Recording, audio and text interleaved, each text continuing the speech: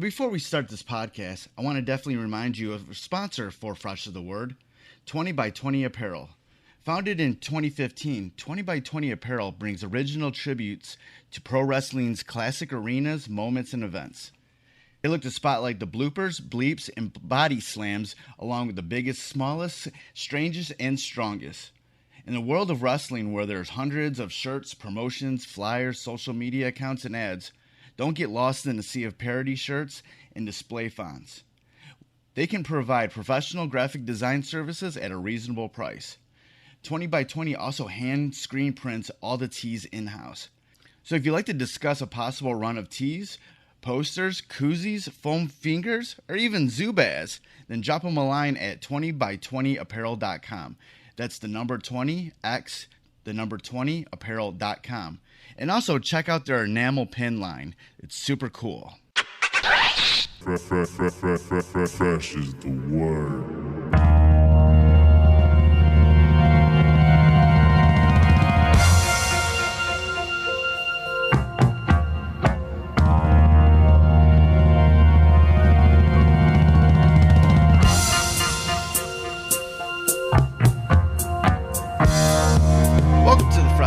Podcast. I'm your host, Kelly K. Fresh Frazier. And like always, we have the freshest of guests for you. And the guest for this episode is Detroit photographer Trilogy Beats, who's currently been hitting the streets recently with his camera to document all the protests going on in and around Detroit surrounding the Black Lives Matter civil rights movement going on. He's an acclaimed photographer with clients all around the nation, maybe even the globe. We're, shooting lifestyle brands and more, but he's like one of my favorite photographers, definitely from Detroit, but, period.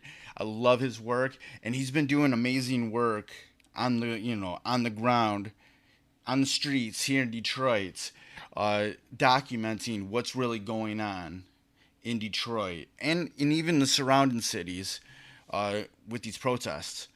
During our chat, we talked about the motivation to hit the streets with his camera to shoot what's really going on with these protests. And in particular, we talk about the protests that happened back on July 10th at McNichols and San Juan in Detroit after the Detroit police shot and killed Hakeem Littleton. So we'll get into that, and there's a lot of multi-layer things going on in regards to that incident. If you know anything about that incident, Hakeem Littleton was a 20-year-old man from Detroit who, got shot and killed after he, him and his friend were, about to get arrested. And while they're, getting arrested, he pulled out a gun, started shooting, and cop shot back. He ended up getting killed. And there was a lot of misinformation at first, and there were some protests. The protests, we're very good and we're very, very nonviolent until we'll get into, me and Trilogy Beats will get into the, the specifics, and because he saw everything, and everything, there's a lot of things that could have been done better in that situation. We also discuss his work as a photographer, how he broke into the industry, and how he was able to obtain clients. There's a lot of good stuff in this interview with Trilogy Beats. I definitely wanted him on the podcast to shed some light about what's really going on from the street level here in Detroit. And he has, beautiful photography to accompany it. And if you go to Instagram.com/trilogybeats313, and it'll be linked in the show notes at freshasthepodcast.com, you'll see his work, but then you also see the stuff that he's been shooting in regards to these protests. And before we get into this interview with Trilogy Beats, I definitely there's another thing that kind of goes along with the civil rights movement. Recently we lost a hero for this nation. Someone who dedicated his life to changing the way changing civil rights for his people and just American people as a whole, and that's John Lewis. Uh, he's 80 years old, and he's somebody that we should have statues for. And recently, just back on July 3rd, Magnolia Pictures released the documentary John Lewis, Good Trouble, and it chronicles his trailblazing life and impact as a politician and a civil rights leader.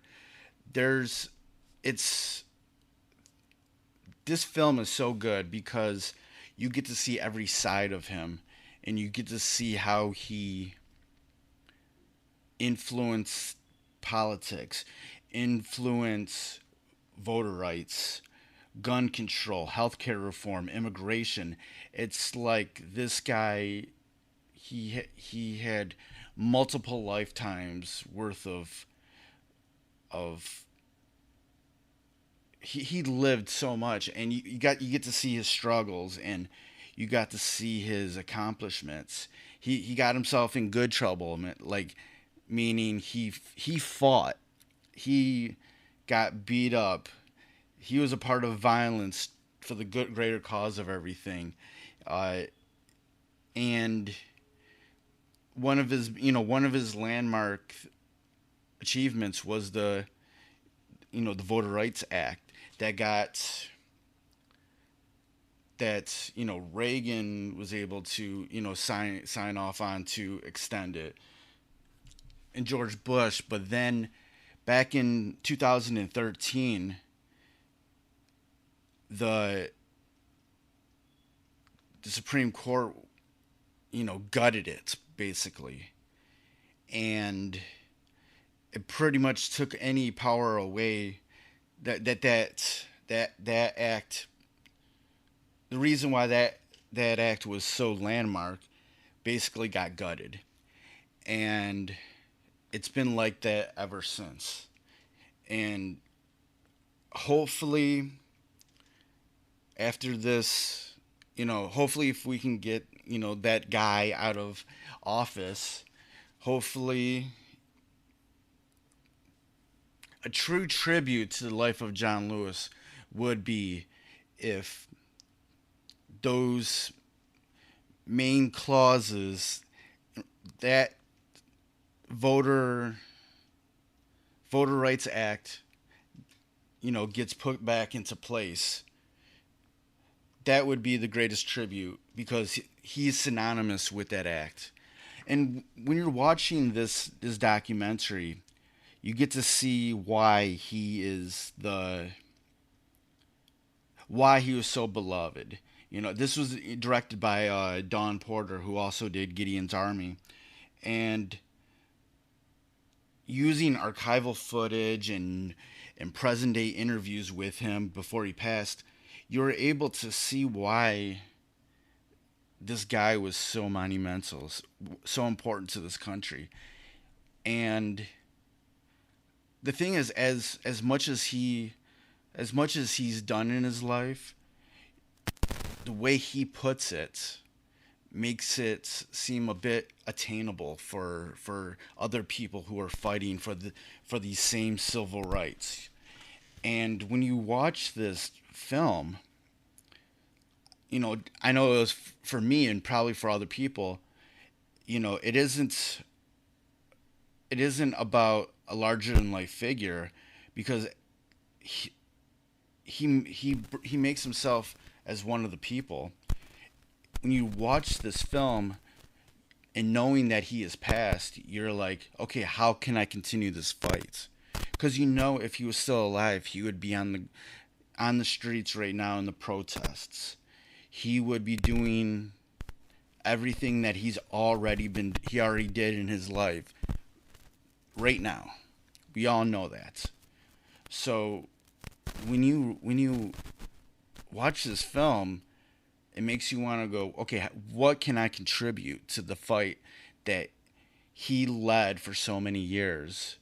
And now that he's gone, how can we continue that? And there's a lot of, some people might not know the answers. There's a lot of answers. And the best thing to do is just research, the things that I guess you're passionate about in regards to civil rights. And every little bit counts.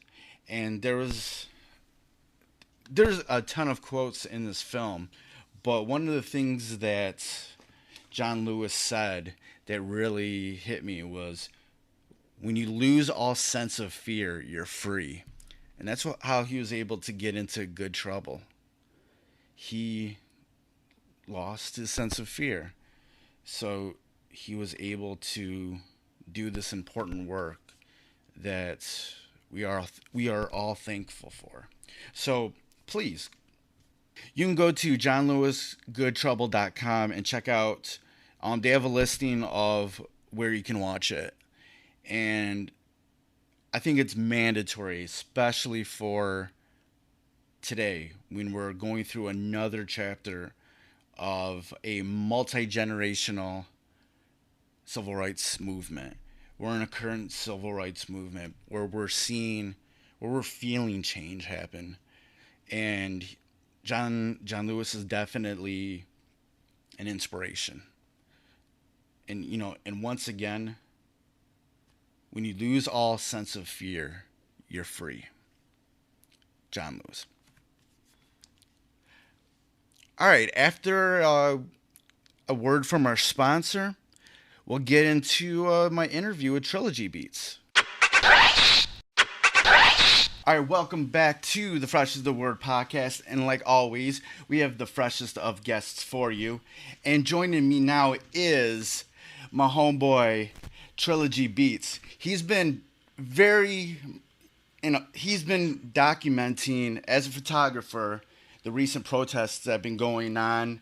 Um, you know, Definitely in wake of George Floyd and a lot of other things that's been going on, like here in Detroit, elsewhere. Before that, he's always one of my favorite photographers because he's just really good at it, and he kind of dips his toes into a lot of things, like the hip hop scene. There's he always had all these beautiful women he was posting, and I'm like, yo, what is he doing and how's he getting there, blah blah blah. So thanks for joining Fresh to the Word, Trilogy. For sure, man. Hey, thank you for having me. I appreciate it. Yeah, man. To me, man, it's like there's this part of like the photography hustle that like still like just boggles my mind. I'd be like, yo, how do they get to where they're at, man? Because I'd be seeing you like shooting like these beautiful women, and then the next time you're at like you're out in Royal Oak at Burn Rubber, Yeah. shooting shit with them, and I'm be like, yo, like the photography hustle is like blows my mind sometimes. I'm like, yo, how do they make a living? But then how are they over in these other places, man? Okay, before we get into like you documenting the recent protests going on, hmm kind of talk about what life of a photographer is for you. For me, life of a photographer, honestly, I mean, it's honestly just having a camera with me all the time. Like some people laugh at me because I'll take my camera with me to the grocery store just because I Man, never every know what time I see you, you got your camera on you. So that's a no, that's fact. that's for real. Yeah, always. I always have a camera with me if I can help it. Always. Yeah, and it's like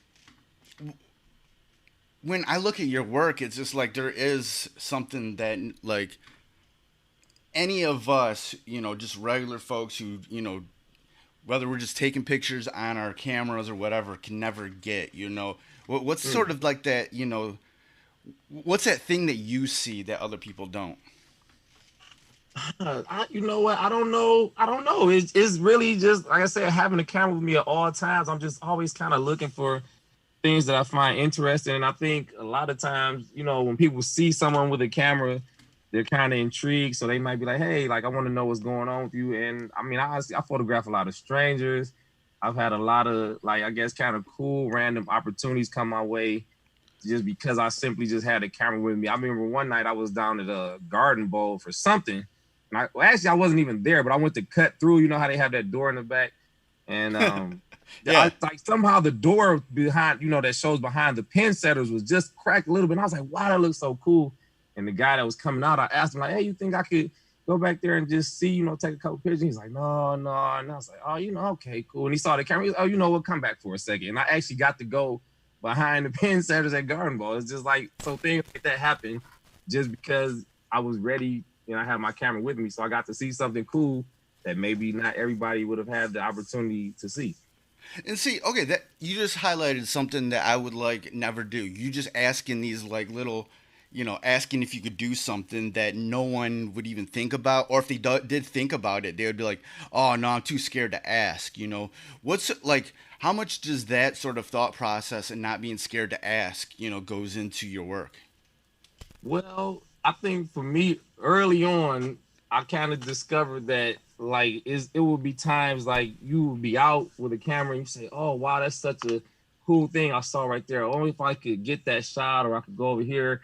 And then you might pass on it because, oh, I might look stupid like laying on the sidewalk right now to shoot under this bench or whatever. But it's something you see cool, and so you pass on it, and then later you regret it. So early on, I just decided like, you know what, I'm just gonna go for it, whatever. If I see a person on the street that just has a cool look, I'm gonna ask them, can I take their photo? And I mean, if they say no, just okay, well, thank you, I appreciate you, and you just keep it moving. But a lot of times, more times than not, people will say yes if you just ask them nicely. Yeah. Yeah, how much does like going into, being a photographer, like how much of being fearless goes into your art? Um, I think being fearless helps a lot. I would say just because, like I said, being able to ask people, "Hey, can I take this photo?" Like it helps a lot in there where you'll get more opportunities just by asking. It's almost like a numbers game. The more times you ask, the more yeses you get. If you ask one time and you get one no and you don't ask again, well, now you're 100% on no. So you just have to just go for it a lot of times. Now, I'm not saying be fearless I mean, I know some people are, but I'm not like the type that wants to go into a lot of abandoned buildings and climb stuff and do like I'm not Yo, that. yeah, there'd be like people that like, yo, I'm gonna climb on top of this bridge. Yeah, that's not me. Like you'll see my feet dangling. I'm gonna make sure that you see my feet dangling and little out of the, some of the like the shots that I don't use. I'm gonna post those on Instagram just to Right. let you know that I climbed up this this big old bridge or something. I am not one of those photographers, and maybe I don't know. Maybe that's where fearlessness would probably help me a little more. But I mean, I'm not really interested in that type of photography per Right. se, anyway. So I guess that it just works fine for me. No, for you, I always like you're more like grassroots. You're on the street, whether Yeah. it's in the city of Detroit or like where's a lot of like where has a lot of your work come from? Because I see you like I guess shooting in other countries Hmm. and then there's times when you're just like shooting stuff around the city and out around the Metro Detroit area. So like what's kind of like your scope of work that you actually get, whether it's just stuff you get paid to do or whatnot. Yeah, I mean, my scope of work is kind of from like portrait and lifestyle. I have clients everywhere, from that type of stuff. I have clients all across the country that I do product stuff for. I mean, you just, basically the more work you shoot and the more you put it out there, the more people will see it and say, hey, like, I like what you're doing, and hey, let's just figure out a way that we can do it. So like I said, I have clients all the way in LA that I do product stuff for. So I mean, it just comes. You just get work kind of everywhere. The more people see your work, the more work you get. Not only just like having the work speak for itself, anybody listening to this, what really goes into building those relationships where it can, you can get these clients from, all these different places. Well, of course, it a lot of times is because maybe you know somebody who can introduce you or your work to a certain person. But a lot of times I found, honestly, whether it's actual clients or, like I said, meeting strangers on the street, like even when I'm in LA or whatever. Actually, I was just in LA probably about a week ago, and I met a family just kind of chilling on their front lawn, having a picnic. And I was walking by and they saw my camera and they asked if I was a photographer. And I just stopped and had a conversation with them, and then I was able to photograph them. But it just comes from just honestly just being nice to people. And Right. I guess I try to explain that to a lot of people, like Yeah. because a lot of times you may not even know who you're talking to. You might just meet like I could have met that family, and for all I know, her husband is the CEO of a Fortune 500 company. Right. And Right. had I not been nice to her, she was like, "This guy's a jerk. Don't take my picture, whatever." But on the flip side, like I said, I don't know who I'm speaking to. She's just a person that I met. I had a nice conversation, and she could go and show someone those photos, and that could be another potential client. So it just always comes down to me to just being nice to people when you meet them. And see, that's what I like about you so much, man. Every time I've ever met you, you've been that person, and I it try my reflects best. in your work. Yeah. Yeah, I mean, even like when I saw you that day when we were in Royal Oak, it was just like, hey, let me just take a couple flicks of you. Everything is honestly, I know money is great, honestly, but sometimes I mean I honestly I just love taking photos. That's really the real crux of it. I love photography. So when I meet people, it's like I just want to photograph people. If I see something cool, I just want to take the photo. How do you sort of sort through all the bullshit going on for if people that might try to present you with opportunities but might be disingenuous?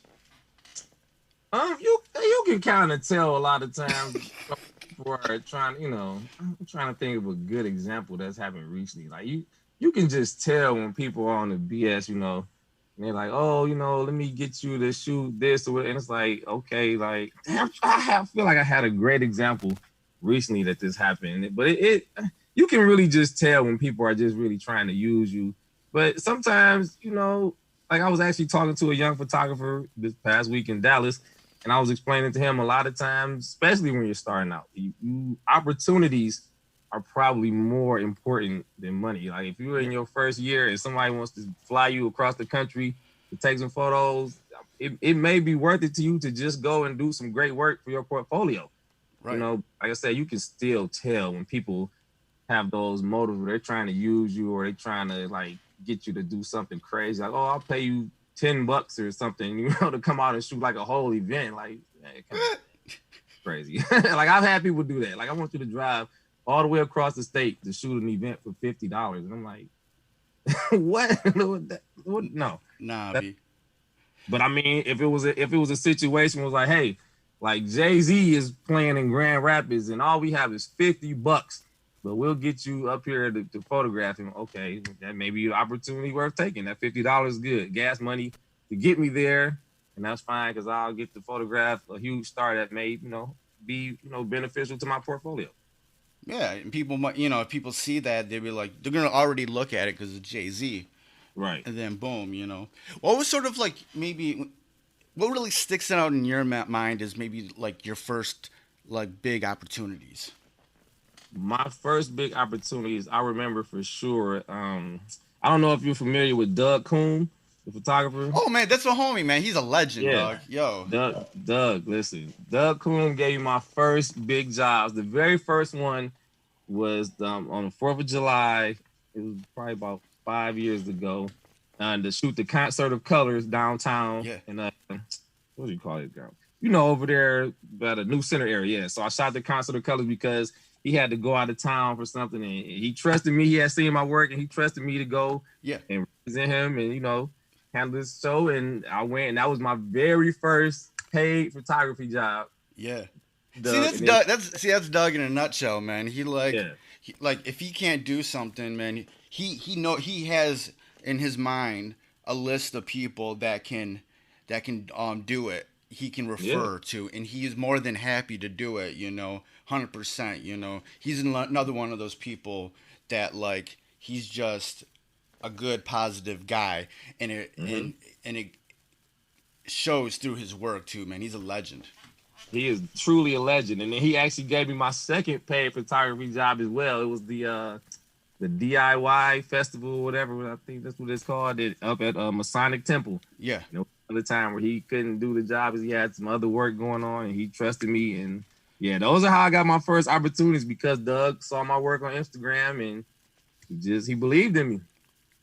Yeah, sometimes it's like, the way you kind of you know, along with your work, along the way you kind of handle yourself in public can Mm-hmm. create those opportunities. I used to do that a lot too. There was times when I I don't tell people this, but I pay attention to a lot of different people, like a photographer or like a Mm-hmm. whatever, even if I don't know them, and kind of like track what they're doing, how they kind of Mm-hmm. carry themselves, and I'll recommend them to other people, even though I don't even know them.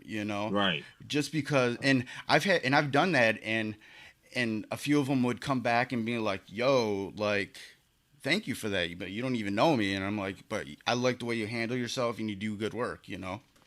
Exactly. Like I said, being nice to people, it goes a long way because even if it's not directly the person you're dealing with, people observe, like you said, how you move through a room. So if somebody who could present you with an opportunity sees you at an event, like just acting a complete fool, they'll be like, hey, yeah, I saw how you talk to that person. I don't want him representing me out of the job. So no, I'll pass. You just never know. So you just, handle yourself, I guess, in a way where not that you have to be conscious of it, but just be nice to people, and people will notice. All right, let's move on to the protests going on. It's Mm-hmm. been a very we're going through a very important time in American history right now. Right. Uh, in the wake of the killing of George Floyd, there's been a series of protests, not only in the U.S. but around the world. Um, this one kind of feels different than a lot of the stuff in the past. Mm-hmm. You've definitely been on the ground working, uh, documenting this, what's going on. Sort of, talk about, why you felt the need to do that, and what are some of the things that you're sort of seeing, that things that are sticking out about these protests. Well, what made me feel like I really need to get out and cover this initially was because I was the very first day that it happened. I was actually downtown and I was around for some of it, and then I actually left before that evening where it really got crazy, with the cops shooting people with Yeah. rubber bullets, things like that. So I said, okay, like wow, I missed that, but so as I saw people start to galvanize and come out together to lead these protests, I was like, wow, well now instead of being a secondhand account, I want to get out there and see for myself who's leading our youth. Are they misleading them? What's going on? I just need to see these things for myself. So that's why I initially went out. And then the more I went out, I was just like, you know what? It's a lot of stuff happening, whether it's, like I said, misdealings by the police or whatever.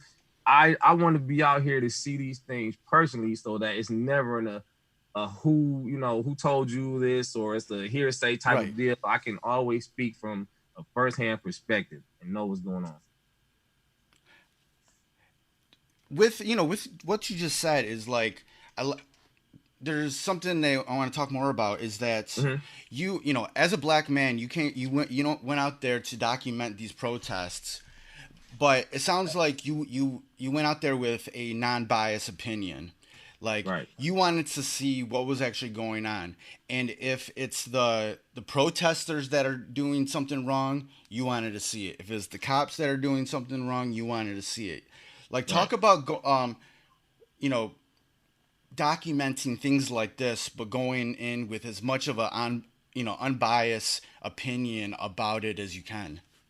Okay. So going into it, actually 2 years prior, I was selected as a fellow for Documenting Detroit, which is a program basically where you go in and they teach you documentary photography. So they select, I think it's like 10 people every year, and you get a lot of training. I mean, you get to meet like the editors from the New York Times, like all these, big people. They come to Detroit and they essentially train you in documentary photography. So with that training, I already knew how to approach it. Like, okay, like maybe even if I have my own preconceived notions about how I feel personally about police, Yeah. I have to approach this as, okay, let's literally just see and document what is happening, which is actually kind of funny to me because sometimes when people will have negative reactions to things that I post, they'll, I don't know, they present it in a way as like as if I'm biased or whatever. And I'm like, no, like I'm just showing you exactly what happened. I'm not affiliated with any of the groups that are leading protests. They're I already just going in it being biased about your bias. exactly right. So some people assume that I'm an affiliate of the particular group that was out that day because I don't just document actually Detroit. I've been to Detroit pretty much every day, and then I go to the surrounding suburbs too. So I'm going to see like I try to see every facet possible of this whole thing. Yeah. But it's not with a bias or that I have an affiliation. It's truly to just document and show people exactly what's happening. Now, I mean, if you can feel about it how you want, and I mean that's cool because, like I said, everybody, I guess, to a degree has their own bias, and I can't even say that I don't. But when it comes to documenting, I'm just showing you what's going on. So I mean, I photographed people wearing MAGA hats. I've had conversations with them. I mean, all sides. I've talked to police. I've talked to protesters. I've talked to a lot of people. Photographed a lot of people doing a lot of different things. I want to, go back to a particular incident that you provided a little bit more commentary, I feel, than any other incident, and that's what that was when the 20-year-old Hakeem Mm-hmm. Littleton was shot by the Detroit Police Department Mm-hmm. when they were trying to pick him and his friend up um, earlier on this year. Mm-hmm. When that happened, there was a lot of misinformation that automatically went out. Um, the Detroit Police Department was able to get video evidence out pretty quickly Right. to refute that this kid shot first. But it's understandable that when something like that happens, the protests are going to shift over there. Over there Mm-hmm. to near 6 Mile in San Juan where it's Right. happened, and what's you know and I'll let you talk more about it, is that I feel Mm-hmm. like this incident also showed light in comparison to any other incident what we're actually dealing with in regards to there's more layers than you actually think, because once the video came out, people are like, okay, protesters go home, the kid shot first. Mm-hmm. But it's more multi-layered there, that there's like high tensions both on the police side and on the sort of like the public side, the citizen Mm-hmm. side, where this this kid, Hakeem Littleton, doesn't matter what he did.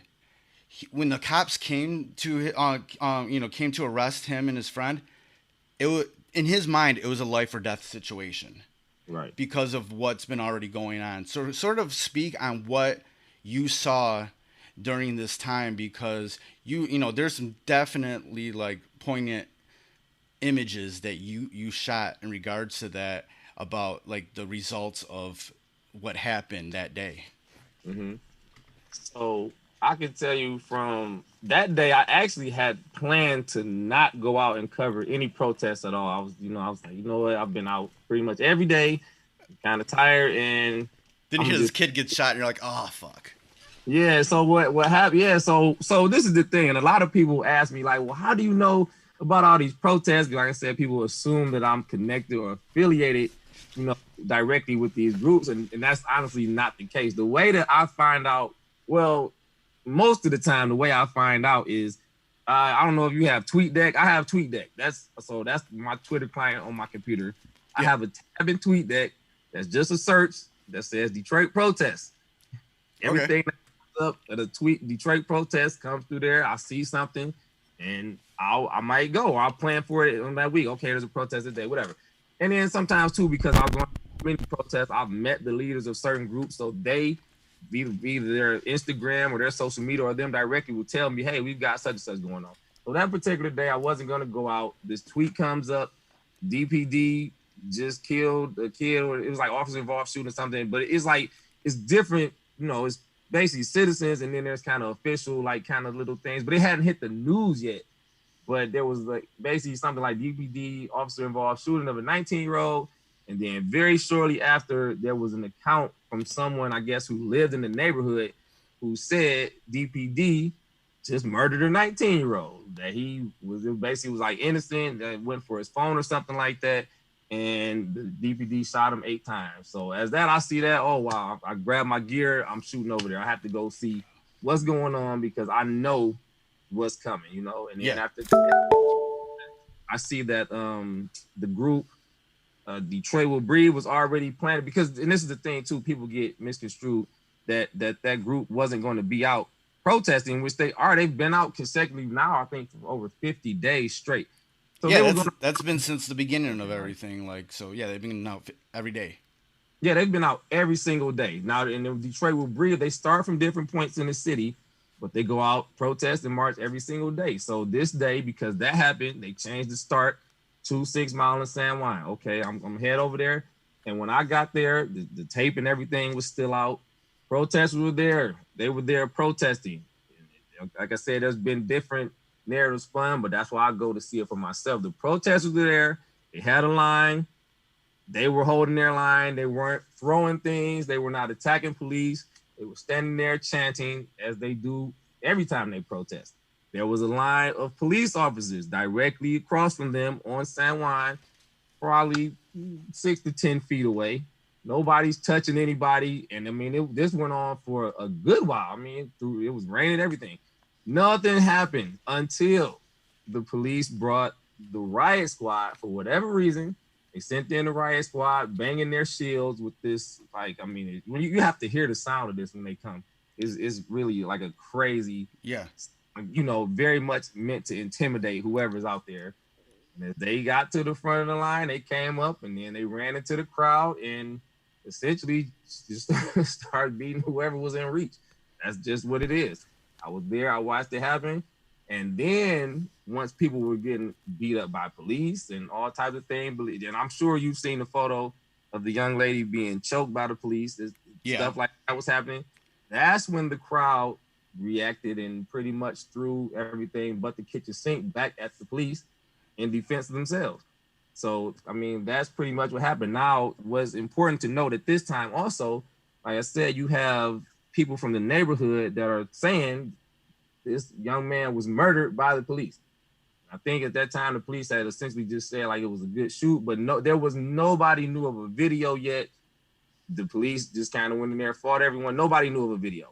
Now, in the meantime, after the whole fight between police and protesters and tear gas and all of this stuff, the protesters decided to march to the 12th precinct at 7 Mile and Woodward.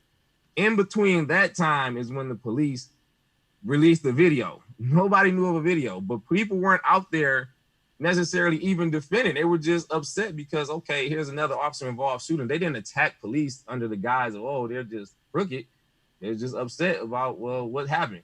yeah. But police released the video basically in between, which, I mean, honestly, looks kind of shady to me because now you're trying to spin a narrative. Hey, look, we have this video and, this guy, we feel like he was in the wrong. He fired on the police first and he was killed because he did this. And no, these protesters came out and attacked us. That's kind of the narrative that the police seem to be spinning, which that's really disingenuous on their part. But in actuality, the police and the protesters were being peaceful for all this time until the riot cops came out and started acting a fool. Like I see this other picture of yours where the one officer has a knee on this white dude's neck, and he's screaming, and you're like, why does this need to happen? This didn't need to happen. Oh, believe me, I actually have photos that are worse. Like man, I don't know. I have plenty. I have photos of police actually like blindside, two-hand throwing women to the ground. It was a lot of stuff going on out there today, a lot. And I mean, not women that are attacking, like women looking in a completely other direction and getting blasted by like really big dudes, right? And even like small and not doing anything.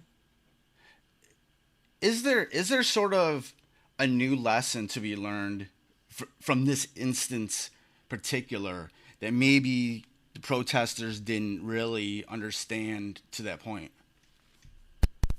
So I have a lot of people, like I said, people who feel like I'm affiliated, so they're coming at me and telling me, well, people, they should get all the facts before they go out there and protest. But sometimes facts like take a year to get, Exactly. Which I mean even speaks to, like I said, how disingenuous the police are, because how in this one particular incident you can release the video immediately. Right, they got it immediately, and you're like, oh, really? That can happen? Exactly. So we've never seen that before until they feel, look, we're 100% in the right and we can use this to spin our own narrative. Look how these protesters are coming out. So it basically gets, it's court of public opinion against people protesting police brutality, but you use police brutality against the people in the process. So, I mean, How come it, at a time like this, when everybody knows that this protest is happening and they're getting the video, how come they can't send somebody out to the protest and being like, get on the megaphone and be like, look, we have something we want to present to you?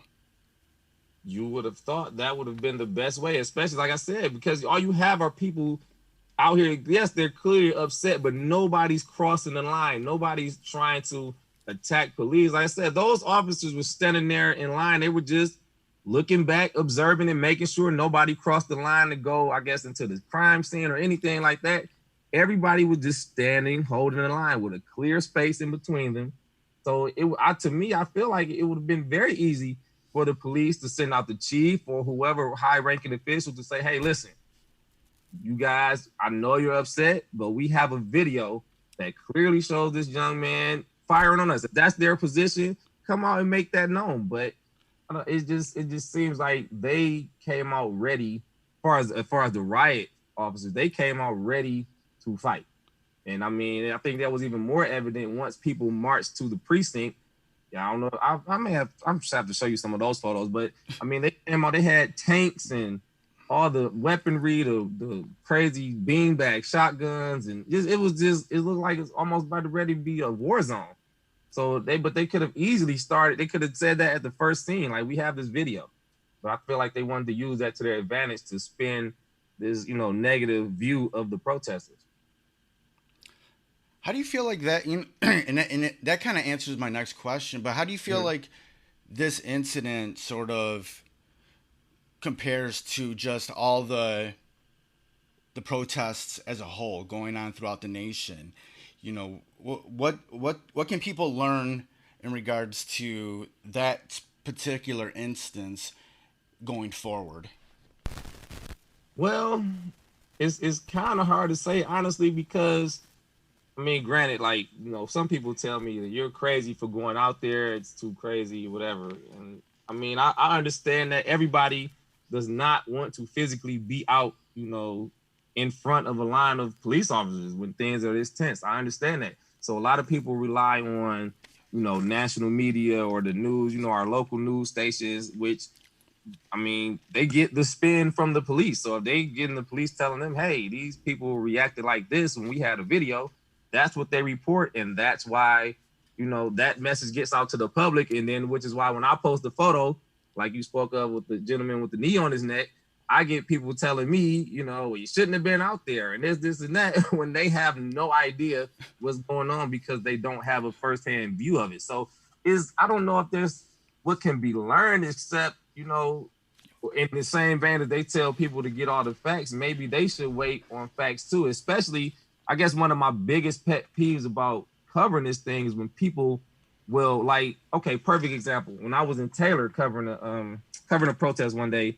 a lady drove through the crowd, crazy rate of speed, almost basically could have killed people. There were old people. Oh yeah, you were on the front lines of that incident. I was right there, and I literally had to jump out of the way of that car to not be run over.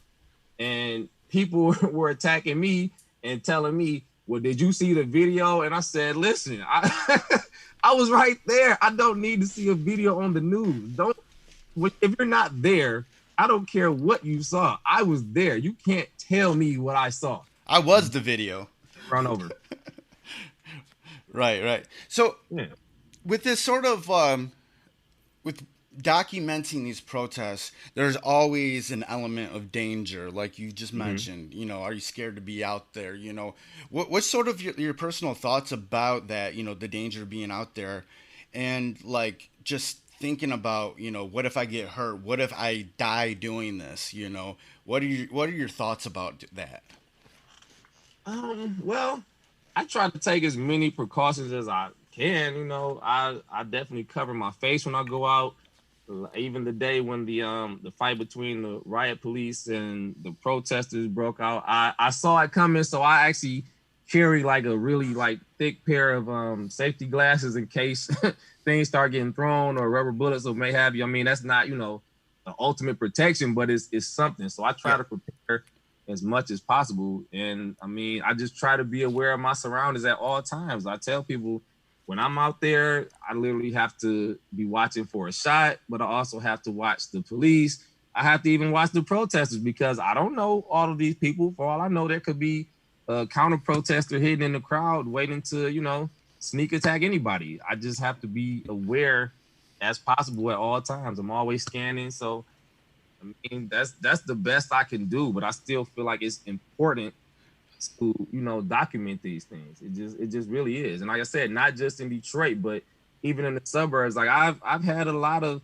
wild encounters. The same day the woman drove through the crowd down in Taylor was probably the most, how can I say, like aggressive of like bystanders rolling by and like pulling up on the crowd, like almost threatening to drive through and screaming a lot of crazy racial slurs and things like that. And they were not shy about it at all. So I Right. mean, I watch them too to make sure they don't try to run me over.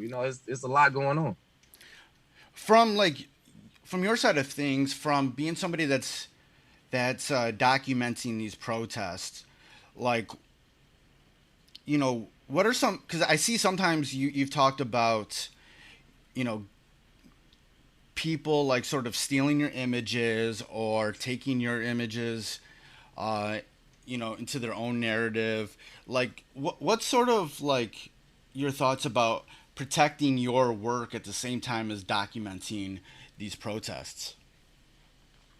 Well, I don't know. You may be speaking about the most recent thing that I posted about people taking the work and getting 1 million likes. That honestly was not even about my personal work. It was about another photographer. The photographer's name is Adam, who captured the image. Oh my God, I can't think of the young lady's name right now, but the one who she's one of the leaders of Detroit Will Breathe, Yeah. and she being put in a chokehold by the police. And I've seen his image so many places taken by so many people. It was, like I said, it wasn't even my work, but I just personally, as a photographer, I don't like to see that happen to anybody. It just burns me up as much as if it was my own photo. So Yeah, that, like as someone in your position, like what's your thoughts about, still getting the credit that you deserve for sort of, capturing these images when, we're in this sort of social media thing where information and images just go everywhere. well, honestly, whether it's the protests or whatever, I mean, I personally, I feel like a lot of people are just truly just cornballs. Like they want to make themselves look more important Yeah. or more cool. So instead of taking the time to develop the skill to take their own photos, why not just bypass that and not just take an image? Like I've seen people, like I said, I actually spoke on this earlier in the protest where people were taking images, from different photographers and posting them in a way that it made it look like they were out there on the front line every day and Right. knew it wasn't true because Right. I don't see you out there and I know that you didn't take this image. So why are you, I guess, you portraying this false narrative when it's, I mean, it's either to just say, hey, like I support this, or you could come out for yourself and assume whatever, I guess, risk goes with that, but come out and see it for yourself. Take your own images. Don't try to cheat the process just to make yourself look cool, especially right now, because that's not what this should be about. Trying to be cool. I mean, honestly, I have so many more images. I could post 50 images a day on Instagram if it was about me getting likes and looking like, oh, look what I do. Like that's not what it's about for me. I post certain images because I just want people to see what's really happening out here. I don't need the, oh wow, he's I guess these crazy kudos or whatever it is. That's not what it's about. From your standpoint, from what you've been documenting, you know, is there anything that you see out there, any narratives that you can definitely say that like that's a myth, like there's something out there's that's not happening, there's something else going on that you feel like people should know?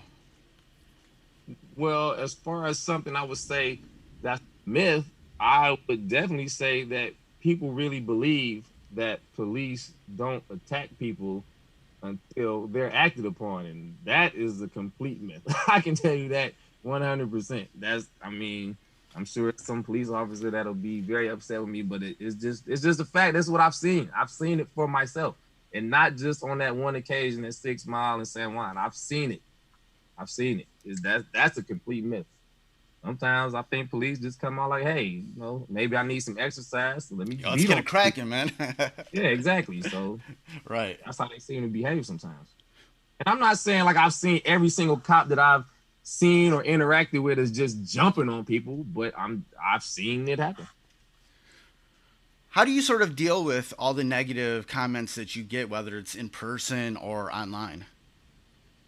Well, because I'm just really not a person that's in the habit of trying to explain myself too much. Sometimes if I see somebody say something really crazy, I may address it, but I mean, in person, usually if I'm in person, I can just, talk to the person like, listen, whatever may have you.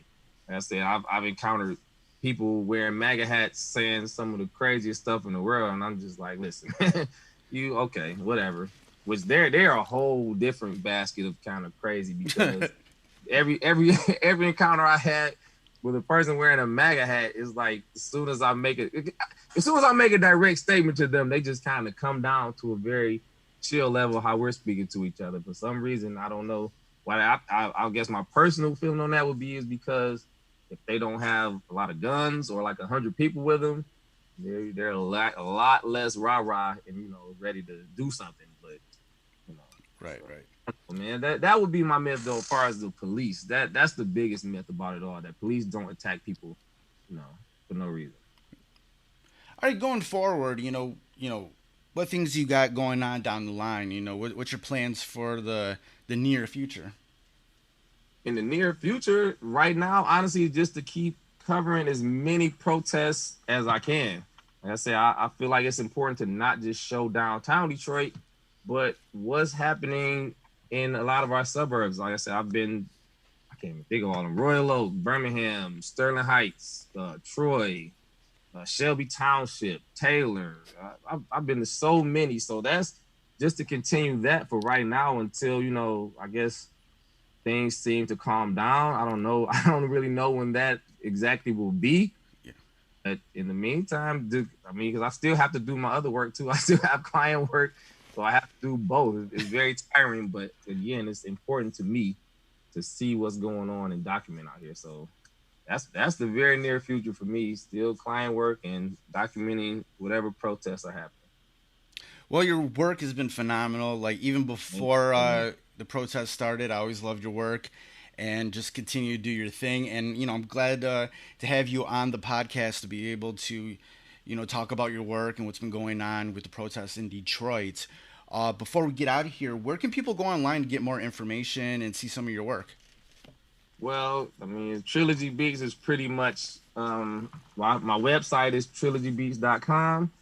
My Instagram is trilogybeats313 because somebody took regular Trilogy Beats. For whatever reason, he hasn't posted in like 8 years. But I hate that, man. I hate that. I tried to get it, but it didn't work. Somebody has Fresh as the Word on like Twitter and has like 2 posts from like 11 years ago. Yeah, like why don't you? And I actually emailed this guy like a long time ago, like, hey, why don't you come out? He said, no, I don't even use that. Just use the real Trilogy Beats or something. I was like, well, if you don't use it, then we have it. But yeah, whatever. Right. And so, like I said, Twitter is Trilogy Beats. My website, trilogybeats.com. Instagram, trilogybeats313. And I post a lot of work there, but I would hope people don't just come there expecting protest photos, because as you know, I post a wide range of things. So some of them aren't even work. It's just photos that I personally enjoy. Thank you for listening to the Fresh as the Word podcast, hosted and produced by myself, Kelly K. Fresh Frazier, empowered by Anchor at anchor.fm/Fresh as the Word. Fresh as the Word theme music provided by Steve O. You can find more of his productions at iamsteveo.bandcamp.com, and that's EYEAMSTEVEO.bandcamp.com. Fresh is the Word is available on all major streaming platforms. Please rate and review on Apple Podcasts and Stitcher. If you want to support Fresh is the Word, please consider pledging via Patreon at patreon.com/freshistheword. Follow Fresh is the Word on social media on Twitter at FreshIsThePod, on Instagram at Fresh is the Word Podcast, and join the Facebook group at facebook.com/groups/FreshIsTheWord. For more information about Fresh is the Word and our other podcasts, Breaking Records and Renaissance Soul, and a collection of pop culture articles and reviews, please visit freshisthepodcast.com. Thank you for listening and your support. Goodbye and good night. Fresh is the word.